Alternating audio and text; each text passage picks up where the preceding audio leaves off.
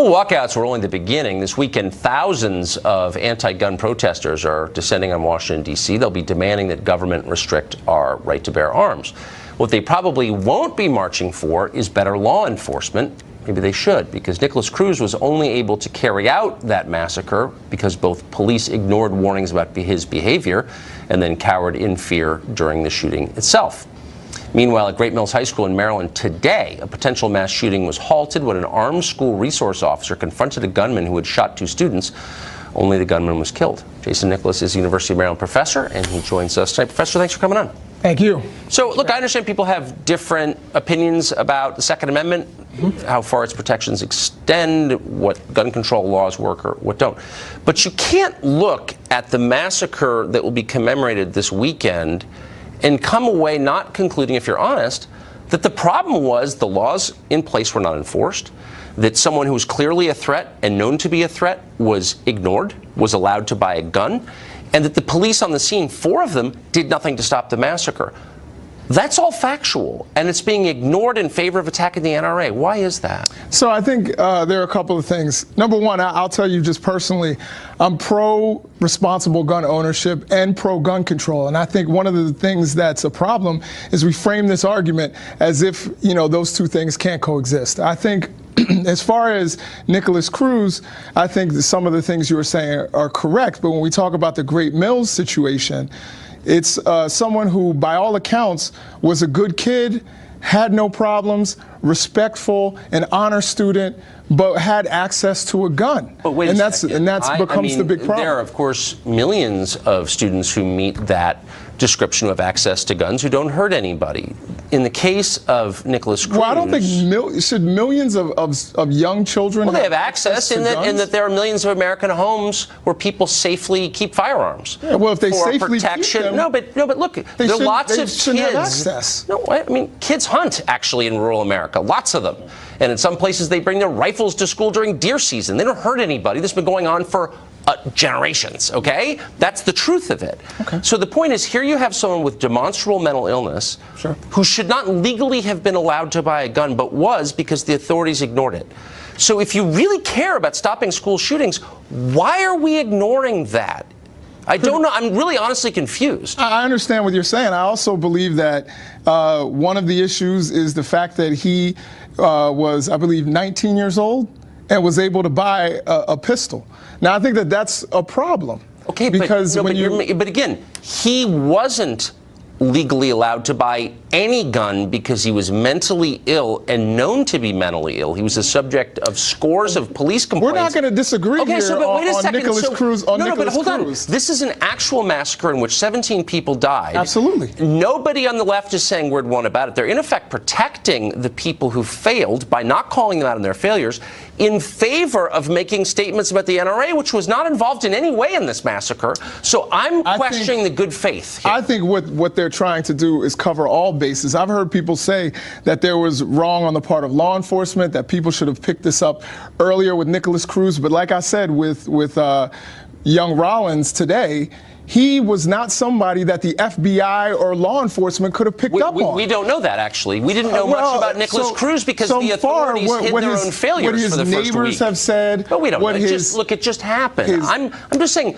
this guy killed 17 people. So, look, here, very quickly, this is the question I want to ask the organizers of the march, but they're too cowardly to come on and explain. But it's a simple question. What specific law are we calling for here? I think that there are many things that they're calling for. They're calling for an end to bump stocks.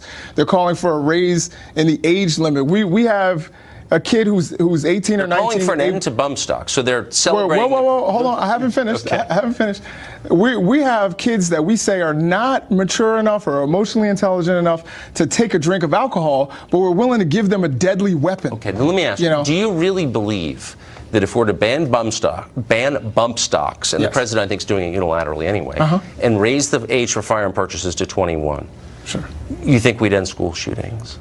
I think we would limit some of those school shootings. You do think that? I do believe so. Is there evidence of that? Is that a guess? Well, I think, when we look at Nicholas Cruz... Well, he was already not allowed to buy a gun, but the authorities, because they didn't want to add to the sum total of school discipline cases, didn't say anything about it. If he were 21, he probably would not have been able to get into that school.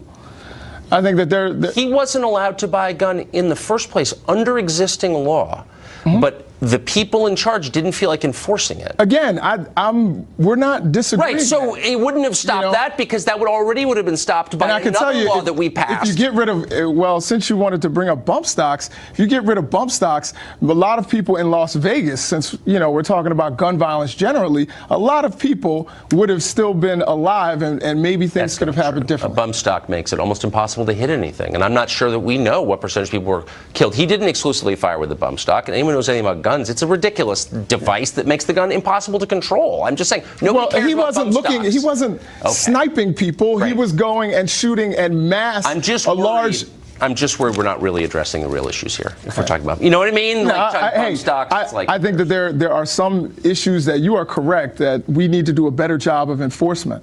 But when we also look at gun violence generally, we can look at somewhere like Alaska, for example, which has the highest rate of gun violence, gun deaths per capita, and you don't need a permit to buy a weapon. You don't need a permit to carry a weapon. No, it's not. Your stats are totally wrong. It's suicide that's Alaska's problem. It has to do with a lot of that's an issue as well. Nothing to do with guns. Anyway, and then Louisiana, Mississippi. But great to see you, Professor. Thank you. Absolutely, always fun. Parkland shooter Nicholas Cruz was an extremely dangerous young man just waiting to explode in an act of a massive violence. And apparently almost everybody who came into regular contact with him, including many in positions of authority, were well aware of that. We know that. The details have surfaced, and yet somehow officials ignored countless warning signs, thereby allowing that massacre to occur. Fox correspondent Matt Finn has been investigating the details of the Parkland shooting since it happened. Matt? Tucker, medical records appear to indicate that Stoneman Douglas staff and that disgraced school resource officer wanted Nicholas Cruz committed against his will because Cruz allegedly wrote the word kill in a notebook and expressed his desire to use a gun. The documents indicated in September of 2016, Nicholas Cruz was evaluated at least once by a medical professional after school staff contacted a behavioral health center, warning that they were very concerned with Cruz's behavior. The school resource officer, Scott Peterson, reportedly warned that Cruz should be involuntarily committed under Florida's Baker Act, which makes it legal for authorities to briefly commit someone who's deemed a danger to themselves or others. However, despite the school's warnings, Cruz was never committed, apparently because he might not have admitted his intent to use a gun or hurt people. A portion of the documents obtained by Fox News read, quote, SRO, school resource officer, and 2 school counselors present report that client Cruz allegedly told a peer that he drank gasoline last week and was throwing up, had cut himself, and wearing long sleeves, and also that he allegedly told a peer that he had a gun at home and was thinking of using it. The documents read that Cruz reportedly told clinicians, quote, the client states that he had strep throat last week and was throwing up. The client denies owning a gun. Client states that he owns a pellet gun and expressed to clinician that he's incapable of causing serious harm. The documents then seem to indicate that the clinician and a school resource officer decided not to initiate that Baker Act, reading part, clinician explained that she cannot Baker Act if the client is denying an intent and a plan. But then it also reads the clinician spoke to guidance counselor again, who reported the school resource officer does not want to initiate a Baker Act because he does not believe he meets the criteria. Today, the Broward County Public Schools tells Fox News it has launched an independent review into how it handled Nicholas Cruz's social and emotional services. And tonight we are learning that Nicholas Cruz's brother, Zachary Cruz, was just arrested for trespassing on the property of Stoneman Douglas High School. Tucker. Matt, thanks for your reporting tonight and for the past couple of weeks. It's been great. Thank you, well, Tucker. this weekend, thousands of people will descend on Washington, D.C. for a gun control rally, and gross failures by law enforcement somehow are unlikely to be on that agenda. Hopefully the protest goes better than the one in Chicago, where dozens of students walking out of school used their free time as an excuse to vandalize and loot a local Walmart. You're seeing pictures on the screen.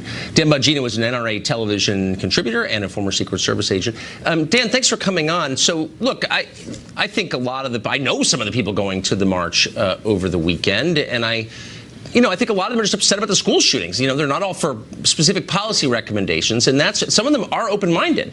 And that's why I think it's so important to be honest about what the lessons of this shooting are. And at least one of them is the authorities failed. Why is that being lost? Well, it's being lost, Tucker, because there really isn't a gun debate. There isn't a debate about firearms.